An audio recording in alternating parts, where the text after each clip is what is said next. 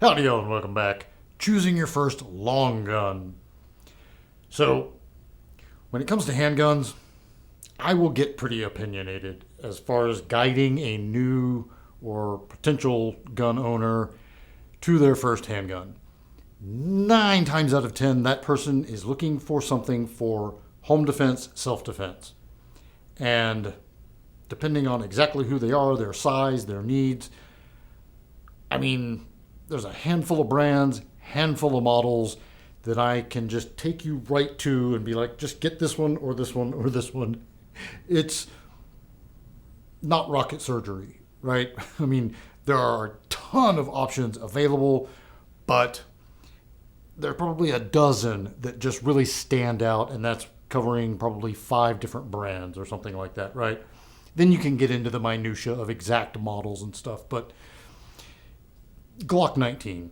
So, or P365. And anyway, so with long guns, it's pretty different.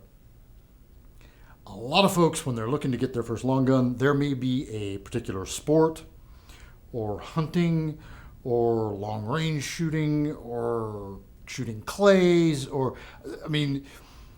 your role that gun is going to serve is really going to dictate what direction you go. And so, you're looking at the exact type of long gun, and from there, you're going to look at different brands and then the different models within those brands and some different calibers, right? This stuff is going to kind of sort itself out, and then budget is going to come in and probably smack you down and and make the final decision for you. But when it comes to long guns for home defense, and I won't say personal defense quite so much because I don't like the idea of folks walking around with long guns. It's a topic for a different video, but you'll hear about truck guns and stuff, but for a home defense long gun, totally get that. And one of the ones that comes up over and over and over again, still to this day, is the old pump shotgun. For me, you've got 2 choices, the Remington 870 or the Mossberg 500, and I'll make a caveat and say the Maverick 88 is pretty damn good too. If it's not one of those 3 or like nicer than that, then you're wrong. Don't buy a cheap pump shotgun, y'all. Just don't. Save up a little extra. Start, please, get a reputable shotgun. We certainly cannot argue that they are not lethal. Generally, one well-placed buckshot round or slug is probably going to change a person's mind if they are trying to attack you. Some of the issues with these, though, you are somewhat limited on capacity depending on exact barrel length, and you can do a extension tube and stuff, but they're generally going to be a little bit limited on capacity, ammo capacity. The bigger problem for me is short stroking, and I have run enough pump shotguns in competition. I've done it, and I'm talking lots and lots and lots and lots of hours of dry practice and practice and practice and hours of competition, and I've still done it. So yes, it's a training issue to mostly train yourself out of short stroking, but that's basically where you think you have pumped the gun, but you didn't quite do it all the way. When you move it back forward, now you've got a jam. For a home defense weapon, that's not a good scenario. And honestly, if I were going to do a home defense, like dedicated home defense shotgun, I would save the extra money and get a modern semi-auto.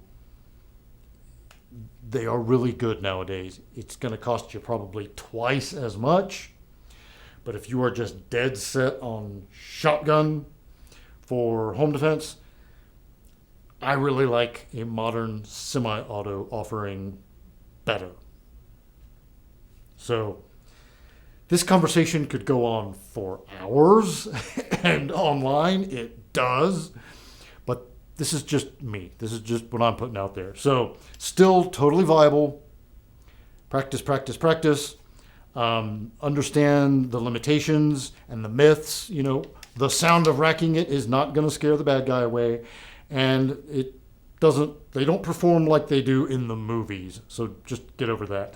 Lots of good videos here on YouTube that show what these actually do, and do some homework before making that purchase based on what you've seen in movies.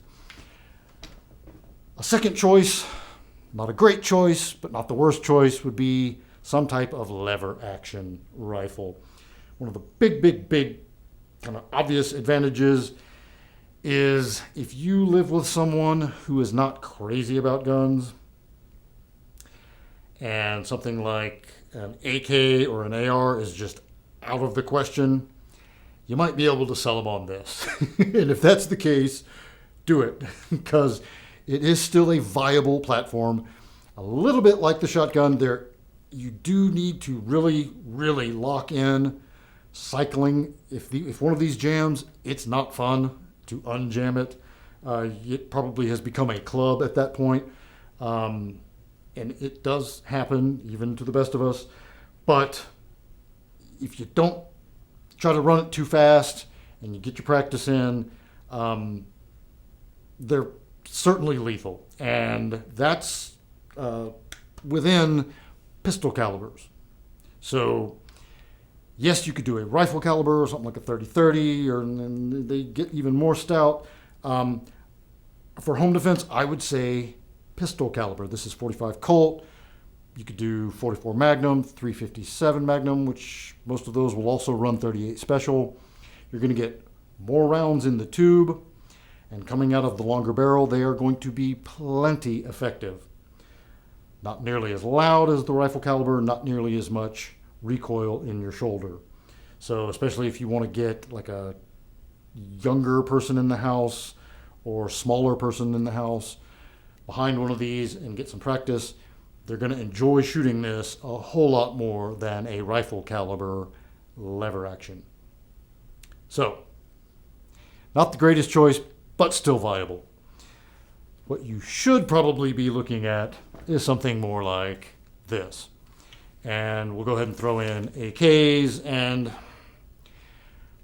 a whole bunch of other modern semi-automatic sporting rifles, whatever you want to call them. For me, AR platform is the way to go because you just have so many more options. And you can start pretty affordable, something like a Smith & Wesson M&P Sport 2 or a lower-end Ruger. And over time, you can trade out parts, get a nicer trigger, pony up for a better optic, change out your muzzle devices, put a lighter barrel in it. You can hang lights and lasers and toasters and stuff all over them. Adjustable stock. I mean, it just goes on and on and on. And 5.56 or 7.62 by 39 are both plentiful and super effective at close, home distance type ranges. So this is my personal home defense setup. It's not actually what I would run and grab were there to be a bump in the night. This is kind of more like if little green men come parachuting out of the sky, or if I turn on the TV and there are zombies, we get this guy ready and, but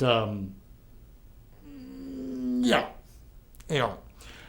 Obviously, it may not be legal in your state, or it may be complicated, or you may have family members who are like, not going to happen in my house. Totally get that. Don't fight it. Just get what you can. Maybe see if you can't sneak in a Mini 14, something like that. But intermediate caliber, meaning you don't need the most powerful rifle you can get your hands on. In fact, that's a terrible idea for home defense. Do something in an intermediate caliber that is lethal and effective and yet won't knock you back. And so this conversation could go on literally. This could be a 2-hour long video. We could go way down. You're going to get what you're going to get. Probably. You're not going to listen to me. You're going to get what you're going to get. That's what experience has taught me. But just some different options, different thoughts. Get an AR because I mean, assuming you can, it's the one that's most likely that you won't be able to get later. Or AK or whatever. But you get what I'm saying. There's something to be said for getting yourself into a modern sporting rifle while you can. I'm not big on running around with my hair on fire saying they're taking away our gun rights and stuff. But you'll probably always be able to pick one of these up or a shotgun. A ban could happen. And if a ban happens, wouldn't it just be nice to already have a piece that's grandfathered in? So anyway, food for thought. That's all I got for this one. Love to hear your comments down below. Like I said, this could have been a 2-hour long video. I'm keeping it short. It's super hot in this garage. So until next time, be easy, y'all.